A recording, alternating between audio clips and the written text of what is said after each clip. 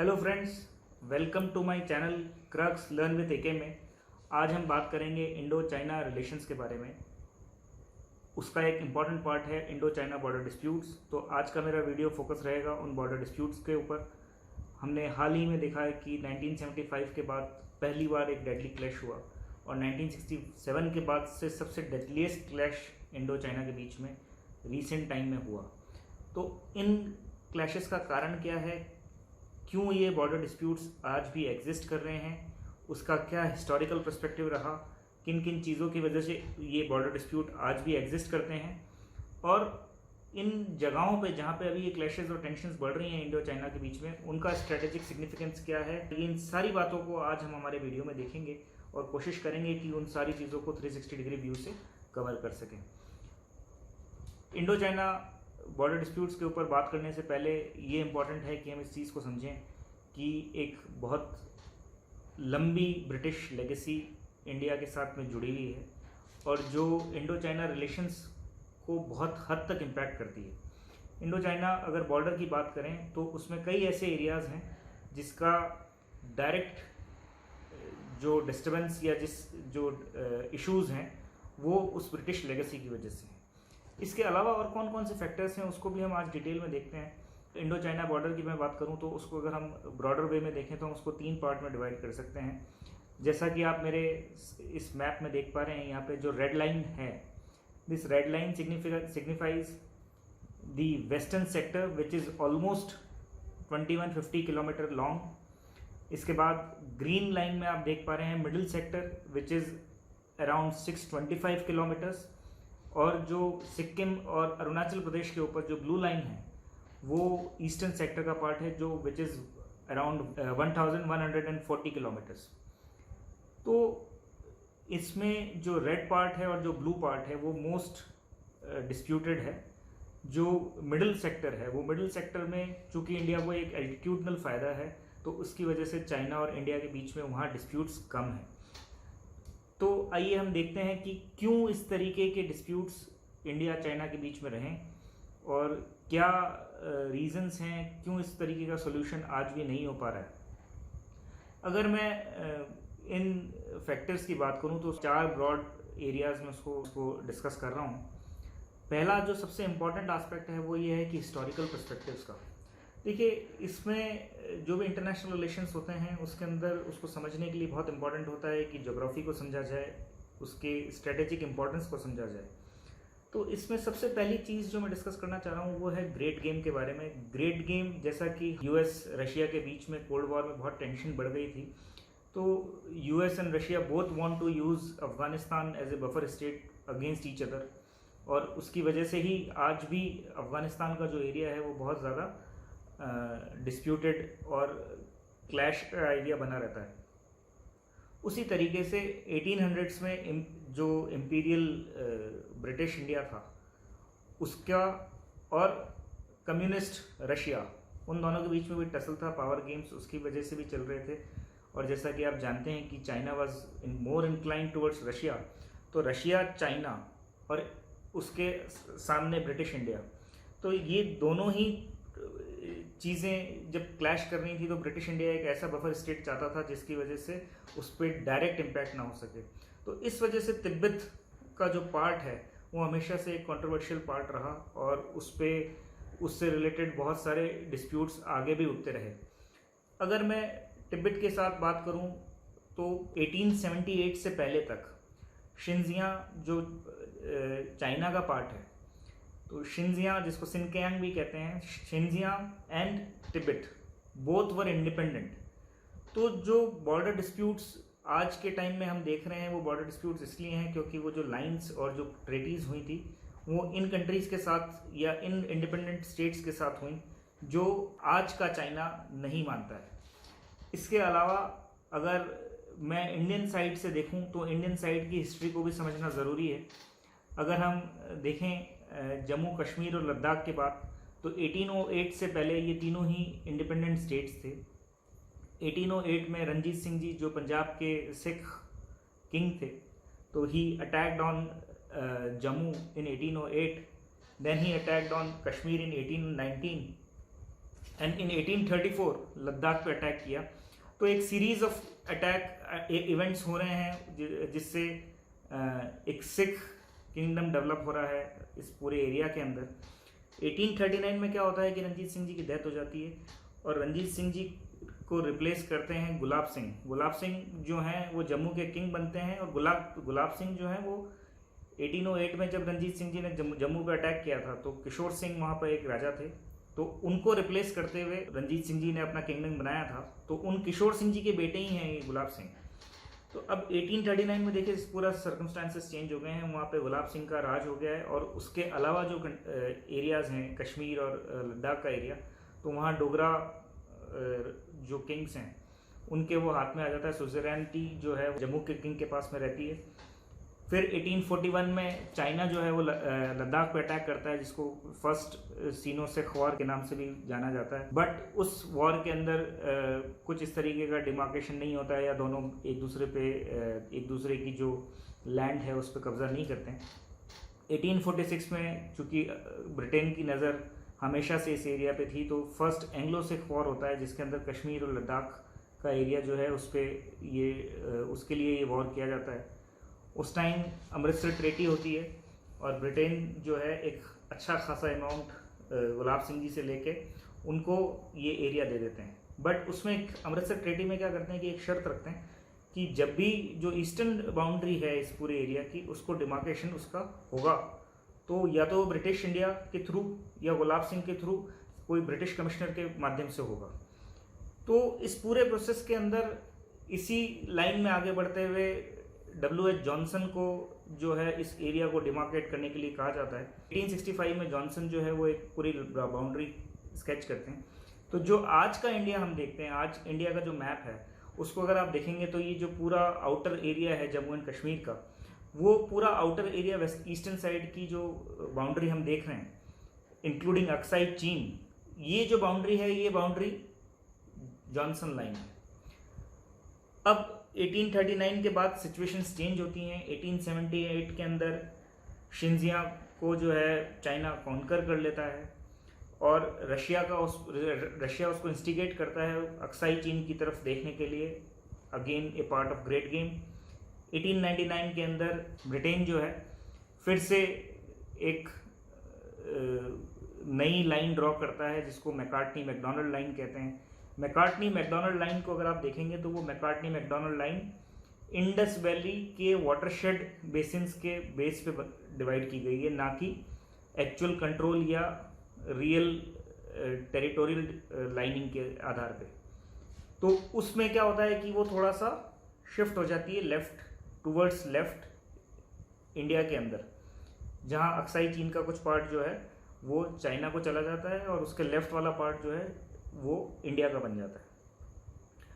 But China उसको मानता नहीं है। 1914 के अंदर शिमला अकॉर्ड के लिए तीनों पार्टीज़ जो हैं British India, China and Tibet, ये तीनों बैठते हैं और जो एग्रीमेंट है उसको डिस्प्यूट को सॉल्व करने की कोशिश करते हैं।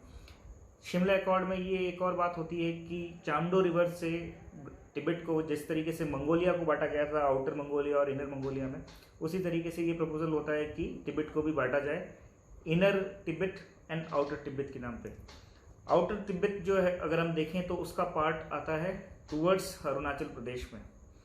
तो चाइना अगेन उससे बैकआउट कर जाता है और उसको एक्सेप्ट नहीं करता है। ये चीज़ आगे जो प्रॉब्लम क्रिएट करेगी उसमें इसका एक इन्वॉल्वमेंट रहेगा। जो लाइन वो ड्रॉ करती है ब्रिटिश और तिब्बत के बीच में जो पैक्ट होता है उस लाइन को मैकमोहन लाइन कहते हैं। तो मैकमोहन लाइन आज की अरुणाचल की बॉर्डर है, उसको चाइना मानने से मना कर देता है। इसके बाद दूसरा अगर हम रीज़न देखें कि क्यों इस तरीके के डिस्प्यूट्स हैं, तो उसमें अगर हम फोकस करेंगे तो हम देखेंगे कि फ़िलासफ़ी दोनों कंट्रीज़ की फ़िलासफ़ी जो है वो एक बहुत अलग तरीके की फ़िलासफ़ी है। एक तरफ माओ का चाइना है और दूसरी तरफ गांधीयन इंडिया है। इंडिया की जो पॉलिसी है वो नॉन अलाइनमेंट की और नॉन एग्रेशन की रही। वहीं जो माओ का जो फंडा है, माओ का फोकस जो है वो रिविजनिस्ट चाइना, वो एक मिडिल किंगडम को वापस से रिवाइव करना चाहते हैं। या एक्सपेंशनिस्ट प्लान की बात करूं तो जैसा कि माओ खुद कहते थे कि चाइना जो है वो खुद एक हाथ का, अगर हम हाथ को कंसेप्चुलाइज करें तो हाथ का जो पाम का एरिया है वो हैंड जो है वो चाइना है, पाम जो है वो तिब्बत है, और वो जो 5 फिंगर्स हैं वो रिप्रेजेंट करती हैं अरुणाचल प्रदेश, भूटान, सिक्किम, नेपाल एंड आपका लद्दाख। तो ये 5 एरियाज़ को वो हैंड के थ्रू रिप्रेजेंट कर रहे हैं, तो उसको वो अपना पार्ट बताते हैं। तो हम देख रहे हैं कि एक टर्म यहाँ डेवलप हो रहा है जिसको कहते हैं कार्टोग्राफिक एग्रेशन।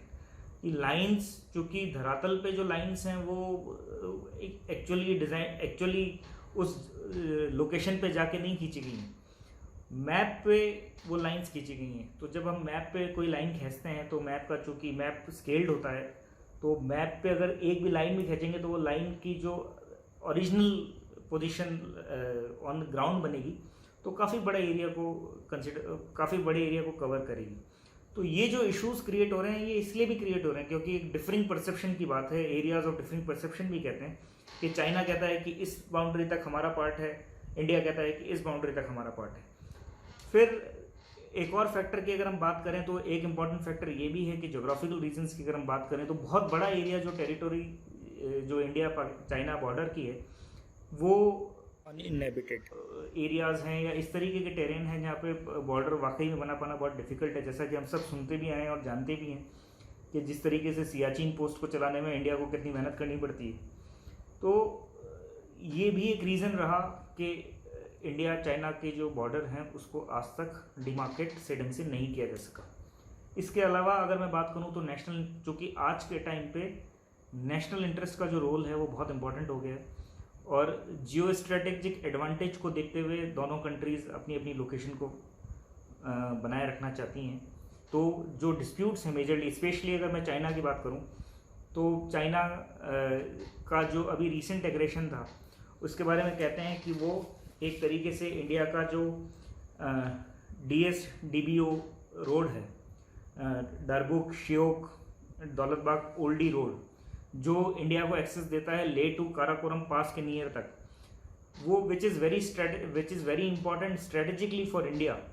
वही दूसरी तरफ अगर हम बात करें तो चाइना का खुद का भी एक बॉर्डर, चाइना का खुद का जो प्लान है OBOR का, या जो काराकोरम हाईवे है शिंजिया ये शागजाम वैली से जो होते हुए निकलता है, तो उस तक जो लोकेशनल एडवांटेजेस हैं, तो दोनों कंट्रीज़ ये चाहती हैं कि हमारे लोकेशनल एडवांटेजेस बने रहें। जैसा कि आप ये भी जानते हैं कि दौलतबाग गोल्डी जो है वो हाईएस्ट एयर स्ट्रिप है पूरे वर्ल्ड में, अप्रॉक्सीमेटली 16,000 फीट पे बनी हुई, तो जो which gives India and great access to Siachen glacier and near by areas. तो उसका जो इंडिया को एक फ़ायदा है, तो इन चीज़ों को काउंटर करने के लिए भी ये एग्रेशंस और इस तरीके के डिस्प्यूट्स उठते रहते हैं टाइम टू टाइम। अब अगर मैं बात करूं कि रीसेंट स्टैंड ऑफ्स की बात करूं तो मैं रीसेंट हिस्ट्री में अगर बात करते हैं तो 2013 में जो पहला स्टैंड ऑफ हुआ था दौलतबाग ओल्डी के बारे में, बे गोल्डी के बारे में, जैसा मैंने आपको बताया कि क्यों उसका इम्पोर्टेंस है। उसके बाद अगर हम देखें तो 2017 के अंदर डोकलाम इशू हुआ था। डोकलाम को अगर हम देखते हैं तो वो डोकलाम को जिस आप मैप में देख सकते हैं कि सिक्किम, भूटान एंड तिब्बत, इन तीनों के ट्राई जंक्शन पे ये एरिया है which is very near to chicken neck of India and it gives strategic advantage to China to control the Chumbi Valley। तो एक बहुत इम्पॉर्टेंट रोल प्ले करता है और चाइना के अगेन OBOR के लिए एक बहुत इम्पॉर्टेंट स्टेप हो सकता है। तो इसलिए भी चाइना ने वो एग्रेशन किया और चाइना एक तरीके से भूटान पे प्रेशर क्रिएट करना चाहता है सो दैट अभी जैसे अब रिसेंटली भूटान पे उन्होंने ये कहा कि पहले उनके दो मेजर एरियाज़ पे डिस्प्यूट्स भूटान के साथ में थे, बट अभी रिसेंट में उन्होंने जो वाइल्ड लाइफ सेंचुरी है उस पर भी अपना दावा किया है कि ये हमारा ही पार्ट है। हालांकि भूटान ने इसको ये कहा है कि ये पहले आज तक कभी भी इस पर जो है डिस्प्यूट नहीं रहा, बट अगर आप उसको वापस अगर हम मैप में देखें तो वो जो वाइल्ड लाइफ सेंचुरी है उसकी लोकेशन को अगर हम देखते हैं तो वो जस्ट तवांग के नीचे है और तवांग को चाइना अपना पार्ट कहता है और मानता है कि वो आउटर तिब्बत का पार्ट है। और तवांग का अपना खुद का भी एक ग्रेट सिग्निफिकेंस है तिब्बत की हिस्ट्री के साथ में। दलाई लामा का बर्थ प्लेस वो रहा है, तो which is again considered a very holy place in Buddhism. तो ये जो एस्पेक्ट्स हैं, इनकी वजह से ये जो एरियाज़ जिनको मैं बता रहा हूँ, ये जो स्टैंड ऑफ के जो रीजंस, जो मेन एरियाज फोकस रहे, उसमें से एक ये रहा। इसके अलावा जो अभी रिसेंट जो स्टैंड ऑफ्स और झगड़े हुए हैं, उसमें हम देखते हैं पेंगोंग लेक के बारे में। तो पेंगोंग लेक के बारे में अगर आप जो मैप पे देख पा रहे हैं, उस मैप में ये है कि उस लेक की शेप इस तरीके की है जिसमें 7-8 नुकीली एरियाज हैं, which is termed as fingers. तो ये 8 फिंगर एरिया जो है ये पेंगोंग लेक का है, जिसमें 4th फिंगर से actual line of actual control pass होती है। हालांकि इंडिया क्लेम करता है कि 8th जो फिंगर है वहाँ तक इंडिया का एरिया है, जबकि चाइना की पोजीशन आज के टाइम पे 4th फिंगर तक है।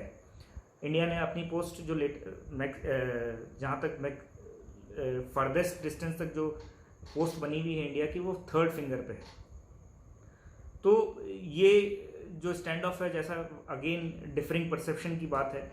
फिर अगर आप गालवान वैली को देखें, तो गालवान वैली में जैसा मैं मैप पे फोकस कर रहा हूँ, तो मैप में आप ये देख पा रहे हैं कि ये श्योक नदी है, श्योक के साथ में गालवान रिवर जुड़ रही है। तो ये गालवान रिवर जहाँ जुड़ रही है, तो इसका जो एक शार्प टर्न है, ये जो शार्प टर्न आप देख रहे हैं, इस शार्प टर्न पे क्लैश का एरिया था। हालांकि जो लाइन ऑफ एक्चुअल कंट्रोल है इस शार्प टर्न के पास में से होकर निकल रही है, और China was trying to build a dam like structure there, जिससे वो प्रेशर क्रिएट कर सके इंडिया पे। और यहाँ काफ़ी यहीं जो डेडली क्लैश भी जो था वो यहीं हुआ था। फिर उसके बाद चाइनीज़ मिनिस्ट्री का स्टेटमेंट ये भी आया कि जहाँ श्योक से गालवान मिल रही है वहाँ तक चाइना का एरिया है। जबकि अगर हम मैकडोनल्ड मैकार्टनी लाइन की बात करें, तो वो विच इज़, अगर उसको हम उस पर मैप पे देखें, तो वो which is way beyond the line of actual control. तो लाइन ऑफ एक्चुअल कंट्रोल तक ऑलरेडी एक तरीके से एग्रेशन करके चाइना आगे आ चुका है। उसके बाद भी वो और एरिया पे आगे बढ़ना चाहता है, because of some strategic, obviously some the strategic benefits which these location provides. तो ओवरऑल अगर हम पिक्चर को देखें, तो चाइना का जो रवैया है उसमें उसके खुद के इंटरनल इश्यूज भी एक रीज़न है कि वो अपना, कई एक्सपर्ट्स ये कहते हैं कि वो अपने खुद के लोगों का ध्यान कोरोना से हटाने के लिए, जो इकोनॉमिक इश्यूज वहाँ क्रिएट हो रहे हैं उनसे हटाने के लिए, या हांगकांग में जो डेमोक्रेटिक प्रोटेस्ट हो रहे हैं उससे हटाने के लिए इस तरीके की चीज़ों में इन्वॉल्व हो रहा है, जिससे एक नेशनलिस्टिक फर्वर जो कंट्री में है वो पैदा हो सके और इन चीज़ों से लोगों का ध्यान हट सके। तो ये हमने देखा कि किन किन जगहों पे इस तरीके के डिस्प्यूट्स हैं, उनका क्या स्ट्रेटेजिक सिग्निफिकेंस है। आई होप आपको ये मेरा वीडियो पसंद आया होगा, और मैं चाहूँगा कि आप उसको लाइक, शेयर एंड सब्सक्राइब कीजिए, और अपने कमेंट भी दीजिए और मुझे बताएं कि आप क्या और बेहतर करवाना चाहते हैं, और कौन से ऐसे टॉपिक्स हैं जिस पे आप चाहते हैं कि मैं आगे आने वाले फ्यूचर में वीडियोस बनाऊं।